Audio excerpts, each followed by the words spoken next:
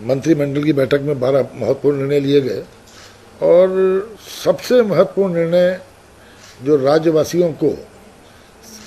संक्रमण से बचाने का है, जो बहुत ही महत्वपूर्ण निर्णय माननीय मुख्यमंत्री जी ने लिया था कि 18 वर्ष से 45 वर्ष तक के लोगों की भी हम वैक्सीन लगाकर उन लोगों को इस संक्रमण से बचाने की सरकार प्रयास करेगी। उसके लिए आज सबसे महत्वपूर्ण निर्णय ये हुआ कि जो तकरीबन इस राज्य में 18 से 45 वर्ष के जो जनसंख्या के दायरे में 50 लाख के आसपास लोग आते हैं, यानी कि एक व्यक्ति को 2 डोज लगनी है, तो 1 करोड़ डोज इस राज्य के लोगों को निःशुल्क लगाने का सरकार का जो निर्णय है, जिसपे 450 करोड़ रुपए का खर्चा आएगा। और इसमें सरकार ने निर्णय लिया है कि 90% इसमें जो कोविड शील्ड और 10% कोवैक्सीन को लगा करके इसके इस तरह से इसका रेशियो तय किया है, जिस रेशियो के हिसाब से लगाया जाएगा। फर्स्ट फेज में हम 25 लाख कोविशील्ड और 2.5 लाख कोवैक्सीन ऑर्डर दिया जाएगा। इसके लिए कोविशील्ड की कॉस्ट करीबन 400 रुपया है और जो कोवैक्सीन की कीमत 600 रुपया है। और इसमें जो सबसे बड़ी बात है सर, जो निर्णय लिया गया है कि ताकि इसकी कमी ना बने और तत्काल ये उपलब्ध रहें, तो एडवांस पेमेंट के लिए ऑथराइज किया गया है। डायरेक्टर जो हमारे डीजी हेल्थ और डायरेक्टर मेडिकल एजुकेशन दोनों को इसके लिए ऑथराइज किया गया है। और इसमें कोई भी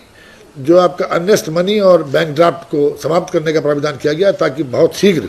ये चीज़ें राज्य को उपलब्ध हो सकें और राज्य के लोगों को इसका लाभ मिल सके। इसके साथ साथ सचिन कुर्वे जो हमारे सचिव उद्योग हैं, उनको अधिकृत किया गया है कि वो इन कंपनीज के साथ डिस्कस करके यथाशीघ्र इन वैक्सीन को राज्य के लिए उपलब्ध कराएंगे, ताकि राज्य के लोगों को इस संक्रमण से बचाया जा सके। साथ ही जिस तरह से रेमडेसिविर जो इस इंजेक्शन की बहुत बड़ी जिस तरह से डिमांड है और जिस तरह से लोग तमाम अफरा तफरी मच रही थी, इसको देखते हुए सरकार ने ये निर्णय लिया है कि इसके लिए 100% एडवांस का प्रावधान किया गया है। प्रोक्योरमेंट रूल से उनको छूट दी गई है कि वो 100% एडवांस के माध्यम से जो इसको तत्काल ये राज्य में यथा डिमांड उसकी डिमांड दी जाए राज्य की डिमांड के हिसाब से। और इसमें भी बैंक गारंटी और जो अर्नेस्ट मनी जो ड्राफ्ट होता है, इससे इसको मुक्त किया गया है, ताकि यथाशीघ्र हम इस दवाई को राज्य में उपलब्ध करा सकें। जो कई महत्वपूर्ण निर्णय कोविड के संबंध में सरकार ने लिए हैं, जिसमें सार्वजनिक स्थलों पर जो मास्क न पहनने पर सार्वजनिक स्थलों, संस्थानों और परिसरों में जो 500 रुपया, 200 रुपये, 500 रुपये, 1000 रुपये का दंड का प्राविधान था, उसको बढ़ा करके 500, 700 और 1000 रुपये करने का निर्णय सब कैबिनेट ने आज लिया, ताकि मास्क के प्रति लोग ज़्यादा से ज़्यादा संवेदनशील रहें और इस संक्रमण से बचाया जा सके। इसके साथ ही जो कोविड-19 के प्रसार को रोकने के लिए जो पिछली बार राज्य के मेडिकल कॉलेजों में जो सृजित संकाय चिकित्सकों के कुल 958 पदों का 50% यानी 479 अस्थायी पदों पर आउटसोर्स के माध्यम से जो कार्मिकों को लगाया गया था, उनकी सेवा अवधि को 28 फरवरी 2022 तक विस्तारित किए जाने और उन सबको संविदा के आधार पर नियुक्ति देने का अधिकार कैबिनेट के द्वारा संबंधित प्राचार्यों को देने का भी निर्णय लिया गया है। इसके साथ साथ कोविड-19 महामारी के संक्रमण को दृष्टिगत रखते हुए कुंभ मेला द्वारा जो संचालित, जो हरिद्वार में हमारे आधार चिकित्सालय जो संचालित आधार चिकित्सालय और बाबा बर्फानी चिकित्सालय हैं और जो अन्य हैं, उनको 3 माह तक या जो कुंभ के दृष्टिगत बनाए गए थे, उनको 3 माह के लिए और बढ़ाने का निर्णय भी लिया गया है, ताकि और उनके लिए जो स्टाफ था उसको भी 3 महीने की और अतिरिक्त एक्सटेंशन देने का निर्णय कैबिनेट के द्वारा लिया गया, ताकि हरिद्वार जनपद में भी इस पर हम लोग तेजी से काम कर सकें। इसके साथ साथ जो मानव संसाधनों की आवश्यकता जो थी और जिस तरह से विगत में भी हमने लगाया था, उसके लिए भी जो संविदा पर चिकित्सा अधिकारियों और स्टाफ नर्स की तैनाती और उनको मानदेय का जो भुगतान था, इसके संबंध में भी माननीय कैबिनेट ने निर्णय लिया है कि ये यथावत इसको पूर्व की भांति इसको लगातार हम लगाते रहें। जो माननीय उच्च न्यायालय के द्वारा एक निर्णय लिया गया था, जिसमें कैबिनेट को तकरीबन 15 सरकार को 15-16 एडवाइजरी कैबिनेट ने की थी, उन पर भी व्यापक रूप से चर्चा की गई और व्यवहारिकता के आधार पर जो भी संभव होगा वो राज्य में निश्चित रूप से संक्रमण से लड़ने के लिए सरकार उन चीज़ों को लागू करेगी। सरकार ने जो निर्णय लिया, जो हमारे जिलाधिकारियों को अधिकृत किया गया है और खासकर 5 बड़े जो नगर हैं, मतलब देहरादून, आपका रुद्रपुर, कोटद्वार, हल्द्वानी, इन पर पूर्णतः से जो कर्फ्यू लगाने का निर्णय है उस पर उसको बहुत कड़ाई के साथ उसको लागू किया जाएगा। इसके साथ साथ आपका पौड़ी जनपद में कोटद्वार के साथ साथ स्वर्गाश्रम और लक्ष्मण झूला क्षेत्र, टिहरी जनपद में ढालवाला, मुनिकरेती और तपोवन का संपूर्ण क्षेत्र, और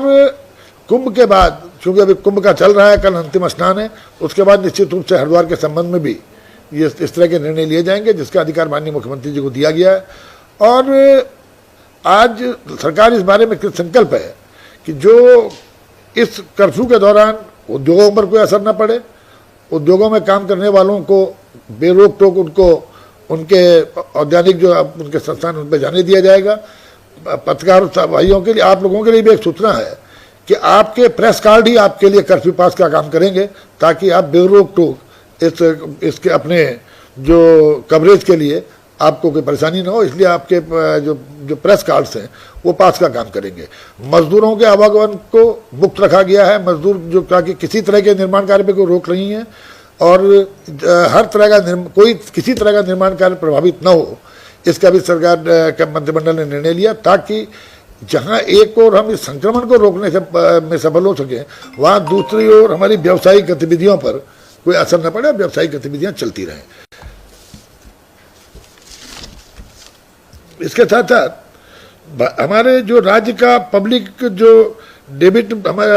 हमारा मैनुअल है, उसके लिए एक महत्वपूर्ण निर्णय लिया गया, उसको बनाया गया है। इसमें राज्य सरकार के कैश और जो डेबिट है हमारी है, उस डेबिट मैनेजमेंट का जो प्रोसेस उसको डिफाइन किया गया है, और राज्य सरकार द्वारा आरबीआई के माध्यम से जो मार्केट लोन लेती है, इस मैनुअल में उसकी प्रोसेस को डिफाइन किया गया है, ताकि ये हमारे पास आंकड़े उपलब्ध रहें। एक के साथ साथ डीआईटी विश्वविद्यालय के संबंध में 2 अधिनियम 2012 में बने थे, डीआईटी विश्वविद्यालय अधिनियम 2012, और इसके दूसरा था आईएमएस यूनिसन विश्वविद्यालय अधिनियम 2012। इनमें 2 संशोधन किए गए हैं, जिन संशोधनों में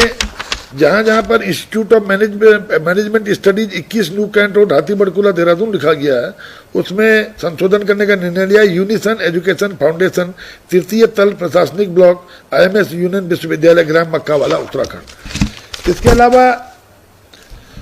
उपनल के हमारे जो मुख्य सचिव की रिपोर्ट उपनल के कार्मिकों के संबंध में आज मंत्रिमंडल में सम्मुख प्रस्तुत की गई, जिस पर व्यापक चर्चा के बाद मंत्रिमंडल ने एक मंत्रिमंडल की उपसमिति बनाने का निर्णय लिया, और इस उपसमिति में गणेश जोशी जी की अध्यक्षता में उपसमिति बनी है, जिसमें अपर मुख्य सचिव कार्मिक और वित्त सचिव को इसका सदस्य बनाया गया, और ताकि उपनल के जो कर्मी हैं उनकी समस्याओं के बारे में हम उनका निराकरण कर सकें। एक महत्वपूर्ण निर्णय, जिस तरह भारत के अंदर पंचायतों को सुदृढ़ करने के लिए त्रिस्तरीय पंचायत सिस्टम बनाया गया था, लेकिन उसमें जो प्राविधान था कि जिला पंचायतों के एकीकृत संरचनात्मक जो उनका स्ट्रक्चर है, उस ढांचे को किस तरह से बनाया जाए, उस पर एक बहुत ही महत्वपूर्ण निर्णय माननीय मंत्रिमंडल ने लिया। क्योंकि जिला पंचायत एक स्वायत्त शासी संस्था है और अपने कार्मिकों का वेतन वो स्वयं के संसाधनों से करती है, लेकिन उनको पद जिस तरह से काफ़ी समय से मांगे जा रहे थे, वो डिमांड थी, वो नहीं हो पा रहा था। पहली बार ये ऐतिहासिक निर्णय हुआ है कि हमने 570 पदों का ढांचा जिला पंचायतों के लिए आज मंत्रिमंडल ने स्वीकृत किया, और इसके साथ साथ निदेशालय में भी मंत्रिमंडल के द्वारा ढांचा स्वीकृत किया गया, ताकि जिला पंचायत निदेशालय के साथ साथ जिला पंचायतें अपनी जो मानव शक्ति होना चाहिए उसकी आवश्यकता अनुसार उस पर काम कर सके। आज इस तरह के मंत्रिमंडल के महत्वपूर्ण निर्णय हुए, और ये सरकार का दृढ़ संकल्प है कि कोविड की लड़ाई को जन सहभागिता के साथ हम जीत सकें। इसलिए जन सहभागिता और जन जागरूकता, इसकी आवश्यकता को देखते हुए मंत्रिमंडल ने इस प्रदेश की जनता से अनुरोध भी किया है कि प्रदेश की जनता एडवाइजरी का पालन करते हुए,